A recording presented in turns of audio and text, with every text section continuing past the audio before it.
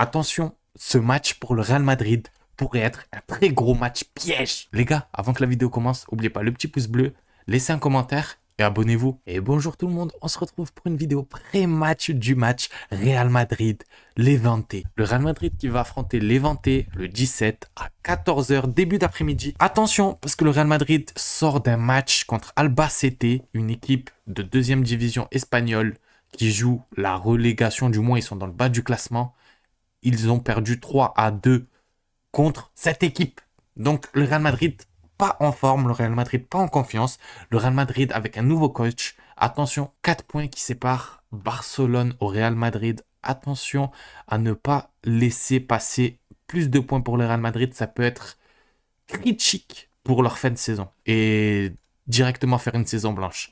On parle déjà d'une possible saison blanche, déjà au vu de ce qu'ils proposent sur le terrain et des dernières éliminations. Supercopa, perdu la finale contre l'FC Barcelone. En Coupe du Roi, éliminé aussi par Albacete. Aussi, attention, parce que Kylian Mbappé est inapte pour l'instant. En tout cas, Arbeloa nous dit que Mbappé va mieux, il sera convoqué pour le match de demain. Donc, je pense qu'Mbappé va commencer sur le banc et rentrera vraiment s'il y a besoin. Mais ça veut dire potentiellement un Real Madrid qui va jouer sans Mbappé. Mbappé, on le répète, Mbappé, meilleur buteur de Liga.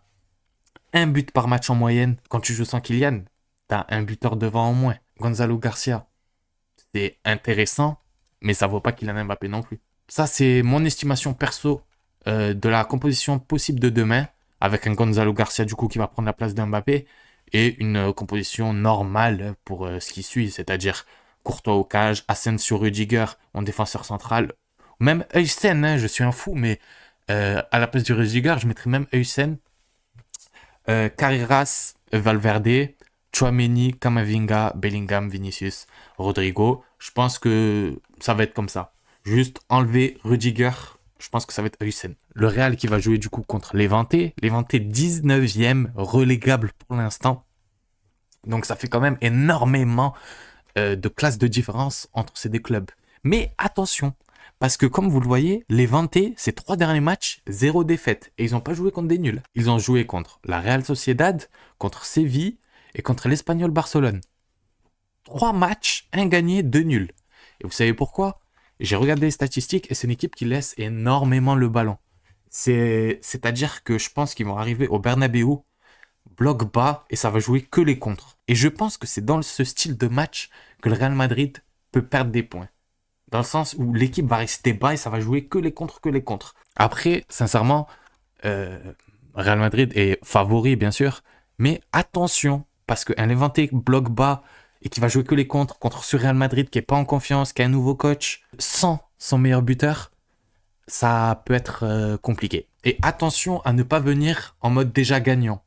Déjà, tu t'es pris une gifle contre une 2e division. Je pense que ce match-là, le Real Madrid va le jouer comme une finale. Ça peut être à double tranchant. C'est-à-dire, s'ils arrivent à marquer rapidement et tout ça, ils se mettre à l'abri, ça peut être tranquille, un match qui vont réussir à les remettre en confiance. Mais s'ils n'arrivent pas à marquer, à galérer, ils marquent pas, limite, ils encaissent, ça peut tuer leur saison. Je pense que pour leur Liga, ça peut être très dur.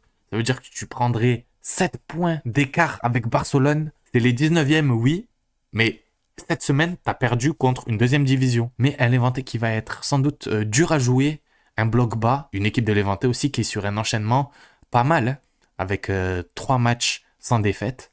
On va voir si ça va continuer. Les gars, pour cette vidéo, laissez un like, commentaire, abonnez-vous aussi s'il vous plaît, ça ferait plaisir. Et on finit avec le classique. Hein.